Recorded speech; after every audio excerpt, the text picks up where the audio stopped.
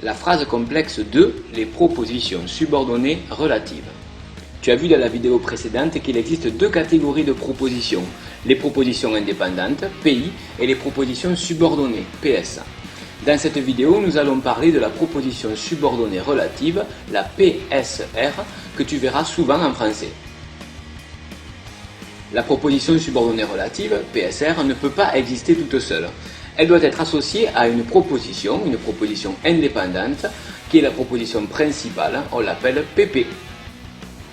Exemple, le chat mange les croquettes que je lui ai données. Dans cette phrase, il y a deux verbes conjugués, mange et est donné. Il y a donc deux propositions. La première s'arrête après croquettes.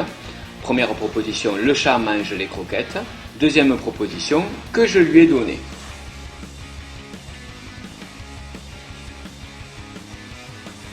La proposition que je lui ai donnée ne peut pas être utilisée toute seule, c'est donc une proposition subordonnée relative.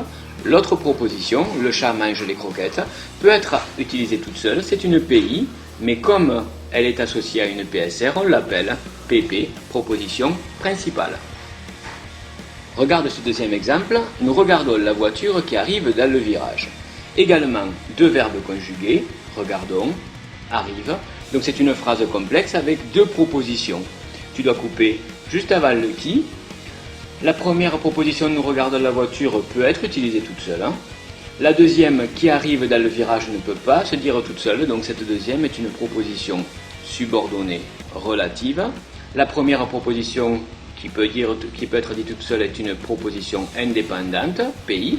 Mais comme elle est associée à une PSR, on l'appelle PP, proposition principale. Attention, la proposition subordonnée peut quelquefois être intégrée dans la proposition principale. Elle est alors plus difficile à identifier. Exemple, hier, le chat que le voisin a adopté est arrivé dans la cour. Dans cette phrase, tu as deux verbes conjugués, à adopter et arriver. Donc il y a deux morceaux dans cette phrase, deux propositions. Tu dois couper juste avant le que et juste avant et d'arriver. La première proposition, hier, le chat est arrivé dans la cour. Deuxième proposition, que le voisin a adopté. La proposition que le voisin a adopté ne peut pas être utilisée toute seule, c'est une proposition subordonnée relative. La première proposition, hier le chat est arrivé dans la cour, peut être utilisée toute seule, c'est donc une proposition indépendante, mais comme elle est associée à une proposition subordonnée, on l'appelle proposition principale, PP. C'est le morceau de la phrase le plus important, hier le chat est arrivé dans la cour. La proposition subordonnée relative donne des informations supplémentaires sur ce chat seulement. La proposition subordonnée relative est assez facile à reconnaître. D'abord, elle ne peut pas être utilisée toute seule, et puis elle s'appelle comme cela parce qu'elle commence par un pronom relatif. Les plus utilisés sont qui, que, dont, où. Regarde ces deux exemples. Ce matin, nous avons regardé l'album que Paul a acheté.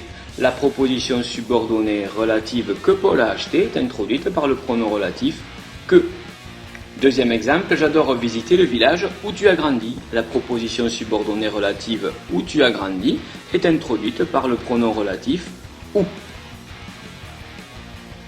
La proposition subordonnée relative a pour fonction de compléter un nom qui se trouve juste avant dans la proposition principale. Elle donne des renseignements supplémentaires sur ce nom. Dans ce premier exemple, ce matin nous avons regardé l'album que Paul a acheté.